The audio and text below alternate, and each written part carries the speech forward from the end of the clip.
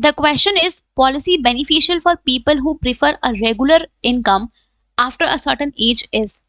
तो यहाँ पे क्वेश्चन में गिवन है कि अगर लोगों को एक सर्टेन एज के बाद रेगुलर इनकम चाहिए, देन इन दैट केस उनके लिए कौन सी पॉलिसी बेनिफिशियल होगी इनमें से।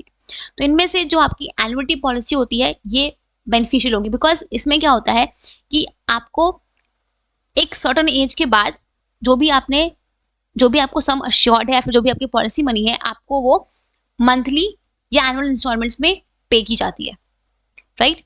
तो यहाँ पे एक तरह से आप कर सकते हो। इसमें क्या होता है जनरली कि या तो आप एक बार में ही पूरा अमाउंट ऑफ प्रीमियम पे कर देते हो, या फिर आप इंस्टॉलमेंट्स में एक सर्टेन एज तक प्रीमियम को पे करते हो, राइट।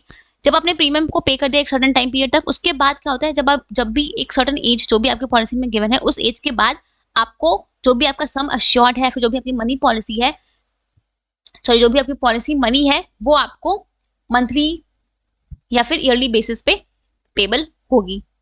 तो वो होता है आपका एन्युटी पॉलिसी। तो ये बेसिकली उन लोगों के लिए प्रेफरेबल है जिनको एक सर्टेन एज के बाद रेगुलर इनकम चाहिए, बिकॉज जनरली क्या होता है कि लोग जब तक काम कर रहे हैं तब तक तो वो अर्न कर रहे हैं, राइट। बट व्हाट इफ अगर एक टाइम पीरियड के बाद आप रिटायर भी करोगे, तो उसके बाद आपको अपने खर्चे चलाने के लिए पैसे तो चाहिए होंगे ना। तो जनरली लोग इस पॉलिसी को प्रेफर करते हैं जब उनको अपने रिटायरमेंट के बाद से एक रेगुलर इनकम चाहिए होता है अपने घर के खर्चों को चलाने के लिए, राइट। तो उनके लिए एन्युटी पॉलिसी बेनिफिशियल होती है जिनको एक रेगुलर इनकम चाहिए एक सर्टेन एज के बाद, ठीक है। So option number 4 that is annuity policy will be your correct answer. Clear?